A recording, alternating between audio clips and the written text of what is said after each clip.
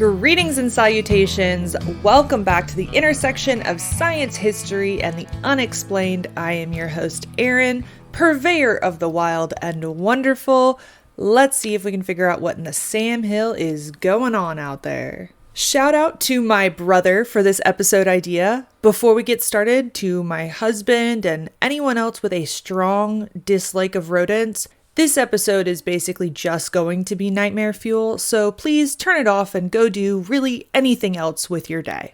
That's right, ladies and gents, we are discussing rat kings, which are supposedly groups of rats that get knotted up at the tail. We are going to be investigating whether these are roaming the sewers of a town near you, or if they're more jackalope than jackrabbit. There's also a rare version called the Rat King Cole that sings Unforgettable. No, obviously I'm kidding. I just had to make a Nat King Cole reference once and get it out of my system.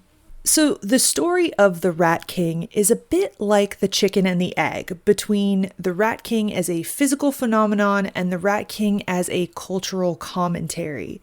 The earliest use of the German phrase Rattenkönig, from which the English Rat King is literally translated, is Martin Luther in 1524, where he described the College of Cardinals as a rabble of rats, monasteries as rats' nests, and finally the Pope as the king of the rats. It wasn't just Catholics who received his ire either. He likewise described the Munster Rebellion of Anabaptists as a rat's kingdom. The more I learn about Martin Luther, the more I think he must have been a deeply miserable person, definitely a Karen, or as Brian McClanahan calls them, Yankees. In the 1550s, we see Conrad Gesner describing the Rat King as follows. Some would have it that the rat waxes mightily in its old age and is fed by its young. This is what is called the Rat King, which is hilarious considering rats live around 2 years old. I'm imagining my toddler being fed her lunch by the younger babies at school, and it's just killing me.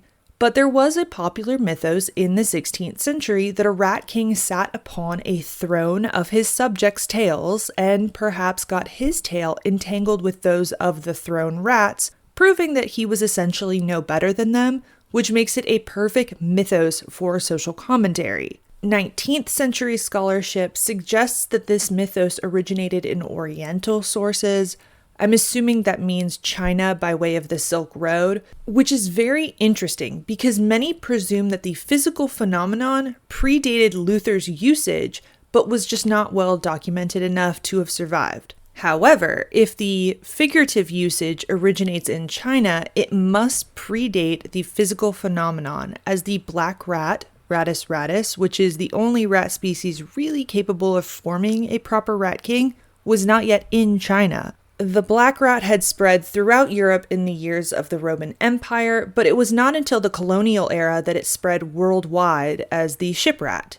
In 1564, we see the first graphical depiction of a rat king in Emblemata, which is the work of Hungarian historian Johannes Sambucus. There is a drawing with an accompanying poem that depicts a rat king which is supposedly found by a servant. My attempts at independently translating the medieval Latin did not make this seem like a description of an actual find. Then again, I'm not great at medieval Latin by any stretch of the imagination. This depiction also does not explicitly name it as a rat king, and the drawing is highly stylized. The rats are only connected by the very tips of their tails, which realistically would not be enough to actually keep the rats attached to one another. In 1612, we have the next oldest report of a rat king in a letter between professors.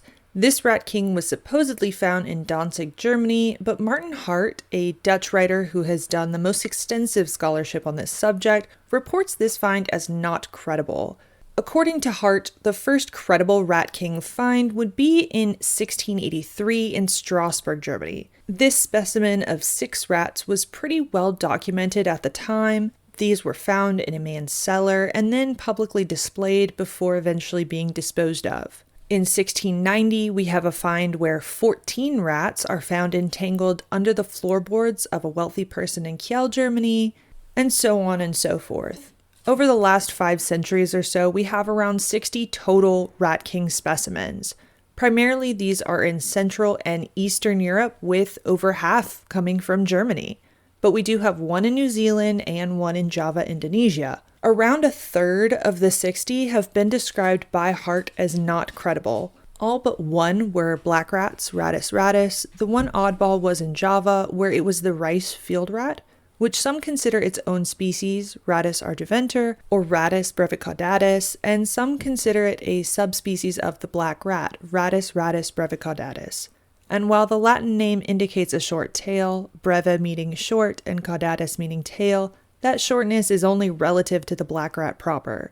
In Europe, where most of the rat kings have been found, the brown rat Rattus norvegicus and other lesser-known rat species don't have a tail that is as long and flexible as the black rat, so it is believed that they are simply incapable of forming a rat king. Despite the physical specimens, it's not until 1741 that we have the first record of Rattenkönig being used to describe the physical phenomenon, and not until 1757 where we see the first such entry into a dictionary. In the late 1700s, as we move into the era of the American and French Revolutions, we see a shift in the figurative use of Rattenkönig. Colloquially, a Rattenkönig becomes a series of confusing and unfortunate events. Rattenschwanz, or rat's tail, is used similarly. Then, beginning in 1899, we have Rattenkönig being used to describe the chief warden in a military prison. We also see a shift in the beliefs as to how a rat king may form. No longer about the king sitting on the throne of the rat tails. In the 19th century, the popular belief was that a rat king developed when a mother rat tossed and moved and jostled her litter around in the den until the litter could no longer be untangled. At that point, the other rats in the extended rat family would feed the rats of the rat king as a form of charity or deference. Those scientists, without knowing all of the history I have laid out already, believed that the term rat king was derived from the king-like treatment that the rats of the rat king received from their fellow rodent kin. I think it's interesting how this speculation of cooperative animal behavior coincides nicely with the shift in politics, away from the monarchic and dynastic reigns of the 16th century to the push for socialism among elite intellectuals in the late 19th century. More recently, there are new theories on how rat kings form. One theory put forward by Maarten't Hart in his book Rats was that the entrances to a burrow become blocked and a group of rats becomes trapped in a much smaller space than is typical. As a result, the tails become entwined as they attempt to escape. Another theory is that the tails become attached by a sticky or frozen substance, be that poop, sebum, blood, some combination of those bodily fluids, or even frozen sand or dirt. Then, as the rats move around, further entangling their tails, a knot forms. Today, the rat king isn't really even studied by biologists. It isn't the subject of peer-reviewed studies or discussed at conferences. Instead, it is treated like legend and relegated to the role of modern-day freak shows, putting tuchuses in seats for museums with specimens. As I mentioned, a writer is the most well-versed scholar on this subject. And while I appreciate everything that Graham Hancock has done for the topic of alternative Egyptian history, I can't imagine where we would be if we didn't have any scientists or academics like Robert Schoch who are willing to take on these subjects. The topic of rat kings, while not nearly so mountainous, will always suffer if it is not studied. In all seriousness, we actually have rat king specimens that have been preserved, and yet we have more scientific analysis of Bigfoot. Not only that, I found that very little of the relevant resources have been translated to English, and I don't speak German or French or medieval Latin, so unfortunately that does limit my ability to make conclusions on this topic. It seems that nearly everyone who has commented on the subject is pulling most of their material from Hart. There is one extant specimen that has been x-rayed, but I am having to rely on the paraphrasing of others to know what that analysis says because, like so much source material, it is in German. But we endeavor to persevere nonetheless. As for the modern theories of how a rat king forms, I definitely don't agree with the 19th century notion that this is caused by a mother rearranging her young. As I said, rat kings really only occur in black rats. Kings do appear to occur in some other rodent species, like squirrels, which makes a bit more sense to me, to be honest, given that they have long and bushy tails. I could certainly see a sticky substance like tree sap being a culprit in a bushy-tailed arboreal creature. But back to our rats. the black rat litter only has 7 to 10 young, so this could not explain the rat kings that have been found that are made of over 10 individual rats.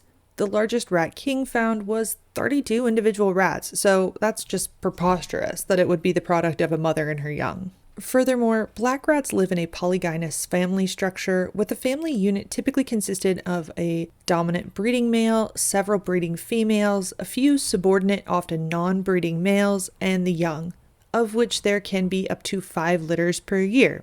In this family structure, the males don't even take care of their own offspring, so I certainly can't see them feeding and maintaining a group of adult rats that have become a burden on the group. I also find that I doubt the sticky substance theory. If the tails froze together or got stuck together by some means, I would expect to see some evidence of frostbite or other skin damage. That's just not the case. In the one specimen x-rayed, it appears that there are fractures to the tails and some of the tail bones, with the bones showing some evidence of regrowth. That suggests that the rats were stuck together for some time before being found. If that was the case, why don't we see more skin damage or necrotic tissue? Along those lines, rats will actually chew off their tails in other instances of becoming stuck, such as in a trap. But we don't see any evidence of even one of the trap rats in any of the rat kings attempting to chew their tail off to free themselves.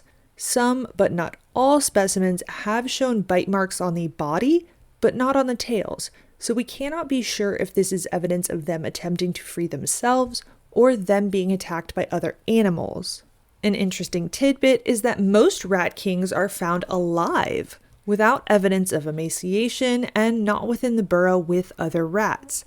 This indicates that they could not have been entangled very long, because surely they would not be able to successfully move around and feed. But also, we know that they most likely were not being sustained by other rats. Another aspect of the story that is intriguing to me is that most of the stories indicate the Rat King was found below ground, under floorboards, in cellars, under hay bales, etc. Only the Rat King in New Zealand appears to have come from a high place. That one fell from the rafters.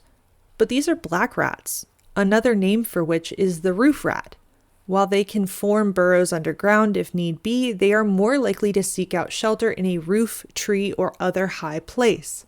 If rat kings are a strictly natural occurrence, why are they typically found in areas that are not the preferred habitat of the rats entangled? Finally, not only are rat kings typically found in Germany, which is curious enough on its own, but they are most often found in rural areas, not cities, and they are usually displayed, at least for some time, in the town square like a tourist attraction. Some finders of rat kings even profited off their finds in an era when people were routinely creating taxidermy hoaxes by attaching bird wings to lizards to create dragons and similar circumstances. I have come to the tenuous conclusion that while anything is possible, I think most of the cases of rat kings are in fact hoaxes. The reports don't appear to be consistent with black rat behavior as we know it, and the fractures in the tails could have been caused by a human forcibly creating the knot. The fact that the kings were mostly found alive suggests to me that they could not have been stuck that long, else I would have expected shock or starvation to take its toll. It would not surprise me to know that the animals were being maintained by humans for the purposes of showing them off.